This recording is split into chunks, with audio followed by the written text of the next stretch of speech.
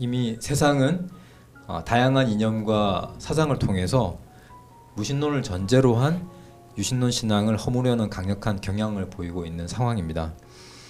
우리의 신앙을 변증하고 세상의 곳곳에 하나님의 나라로 변혁하기 위해서는 복음과 더불어서 기독교 세계관의 관점으로 연구하는 것이 저는 반드시 필요하다고 생각하고 있습니다. 그래서 기독학교 또는 기독대안학교의 선생님들께서는 이러한 세계관의 연구가 필요하다고 공감대를 가지고 계십니다. 더불어서 각 교과에서 어떻게 이 기독교적인 관점의 세계관을 녹여낼지 연구하고 계시고 또 고민하고 계셔요. 이분들을 위해서 신앙과 세계관의 관계에 대해서 그리고 번역하셨던 충돌하는 세계관이라는 책에 나와 있는 이 세계관의 구성 요소에 대해서 좀 소개를 받고 싶습니다. 예, 저는 이제 세계관이라는 것은 우리 신앙과 세계관의 관계는 옛날 이스라엘의 성전과 성벽의 관계라고 생각을 합니다. 결국은 세계관은 우리 신앙을 변호할 수 있는, 변증할 수 있는 어떤 장벽이, 성벽이 돼야 된다고 생각을 하거든요. 그런데 우리 신앙을 공격하는 것은 세상의 모든 학문 분야를 통해서 다 공격을 하고 있습니다. 그게 신학, 신이 없다, 혹은 절대적인 윤리가 있는가, 혹은 초자연이 있는가, 절대적인 진리가 있는가, 뭐 이런 여러 가지 질문들로 공격을 하는데 우리가 자신의 전공 분야만에서 세계관을 가지고는 그걸 방어할 수가 없습니다. 다른 분야의 질문들을 우리에게 막 해대면 할 말이 없어서 그냥 조용하게 입을 다물고 있는 수밖에 없습니다. 그래서 작으나마 우리의 완전히 사방이 둘러싸인 그 성벽을 완성시킬 필요가 있습니다. 그 성벽이 제가 생각하기에는 이 10개의 학문 분야, 아까 말씀하신 그 10개의 학문 분야에서 신학 부분은 질문이 이것일 것 같아요. 나에게 절대자가 있는가? 내가 온전히 무릎 꿇고 100% 순종할 수 있는 절대자가 있는가? 무신론자들은 내가 최고인데 나 말고 누구에게 무릎을 꿇어 이렇게 이야기하죠. 그리고 다른 또 종교에서는 범신론, 다신론이면은 신이 그렇게 많은데 절대적인 신이 어디 있어? 이렇게 이야기할 수 있습니다. 그러니까 그게 이제 신학에서 내가 찾는 질문은 내가 정말 완전히 순종할 수 있는 그 절대자를 있다고 믿느냐, 없다고 믿느냐 하는 것이 질문이 될 것입니다. 철학에서는 초자연이 있는가, 눈에 보이지 않는 것도 우리가 존재한다고 믿는가 하는 것이죠. 그래서 철학은 과거에서부터 자연 철학과 그다음 눈에 보이지 않는 또 모든 지식을 통과하는 것이기 때문에 자연 철학이 과학으로 넘어왔다면 그 초자연에 대한 것을 이야기하는 것은 철학에서 질문을 하는 것이고, 그다음에 절대적인 진리가 있는가, 변치 않는 절대적인 진리가 있는가에 대한 것이 철학에서의 질문이 될 거고, 윤리학은 절대선의 기준이 있는가. 다른 무신론에서는 세상이 바뀌면 선의 기준이 바뀐다고 이야기를 합니다. 특히 포스트 모던은 기독교의 어떤 선의 기준을 뒤엎어 놓는 게 선의 기준이라고 이야기를 하고 있습니다. 그래서 이런 부분, 그 다음에 과학은 우리에게 창조주가 있는가 하는 질문을 합니다. 심리학은 우리 고통의 원인은 무엇이며 그것을 어떻게 해결할 수 있는가 하는 것에 질문을 하고 있습니다. 사회학은 우리 사회를 구성하고 있는 그런 기관들이 어떤 가치를 가지고 있는가 하는 것에 대한 질문입니다. 그 다음에 법, 정치, 경제에서는 정의에 대한 질문을 합니다. 정의란 무엇인가? 그 역사에서는 역사의 처음과 끝이 있는지, 그리고 그 가운데 드러나신 예수 그리스도를 역사적으로 믿는지, 이게 이제 질문이죠. 그런데 이 질문들의 답을 전부 다 나열하다 보면 모두 하나님, 예수 그리스도로 수렴이 됩니다. 그러면 기독교 세계관은 훌륭한 일관성을 가지게 되는 거죠. 모든 관점에서 기준이 되는 것은 오로지 하나님밖에 없는 것이죠. 그렇기 때문에 다른 세계관들은 신학에서는 이 이야기를 했다가 과학에서는 저 이야기를 했다가 기준이 왔다 갔다 달라지고 자기 모순이 생깁니다. 그래서 세계관의 구성 요소를 각 학문별로 각 그 질문에 대한 분명한 답을 자기가 가지는 것, 성경을 통해서, 성경 말씀을 통해서 그걸 가지는 것을 목표로 한다면 시간이 그렇게 길게 소요될 필요가 없어요. 학문적으로 접근하는 것이 아닙니다. 이거는 그 각 부분에 명확한 질문에 대한 답을 우리가 가지는 것이 중요하다고 생각합니다. 네.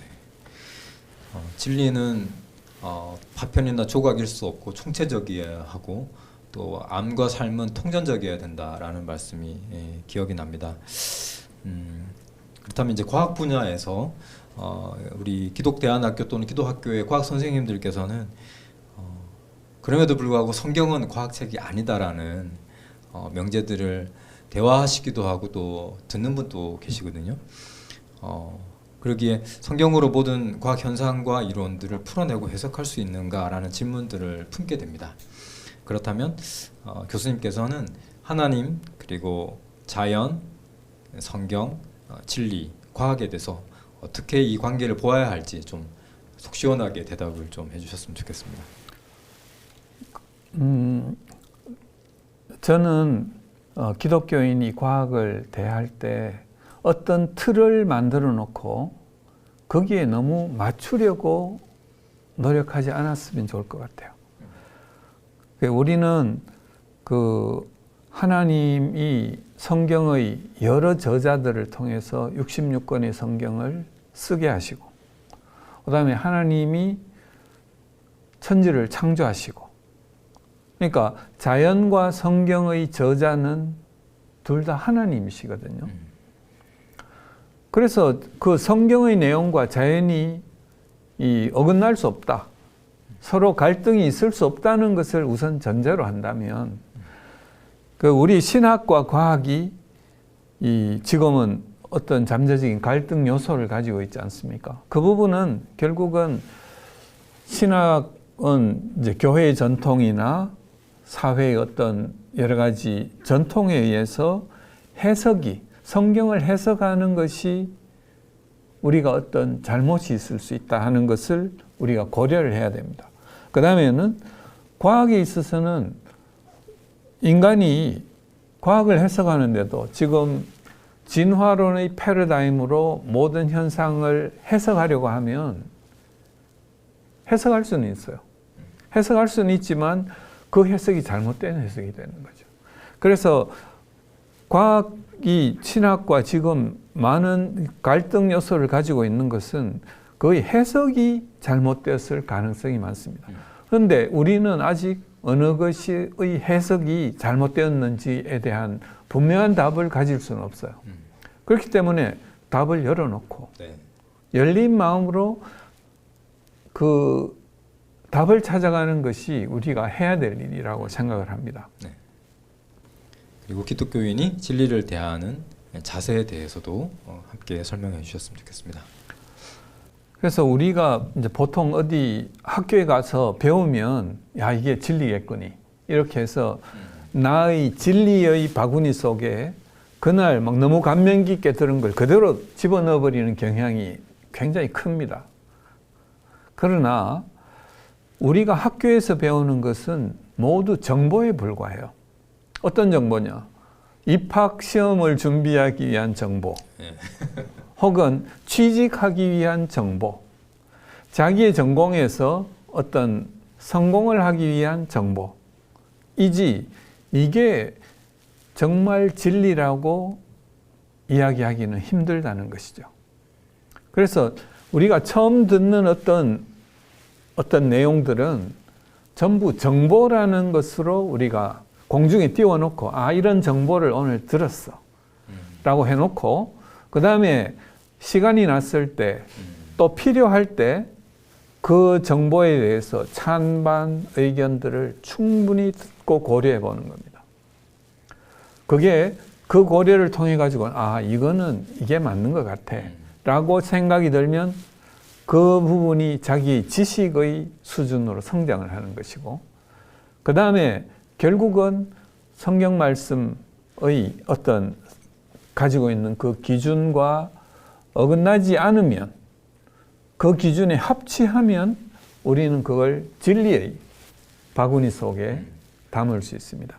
그렇게 진리의 바구니 속에 담긴 것들을 쭉 모은 것이 결국 나의 세계관이 되는 것이겠죠.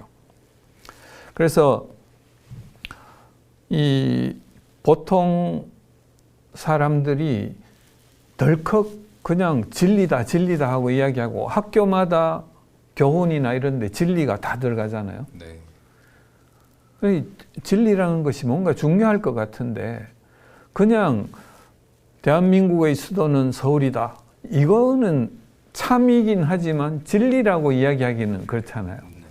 우리가 이야기할 수 있는 진리는 인간이 하나님과 어떻게, 왜 관계가 깨어졌고 그 관계를 어떻게 회복할 수 있는가.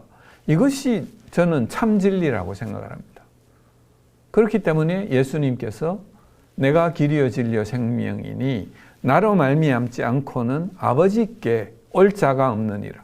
그러니까 하나님과의 관계를 회복시킬 수 있는 유일한 길, 유일한 진리, 그게 예수님이라는 것을 이제 이야기하고 진리를 아무데나 과학적인 진리 이야기하는데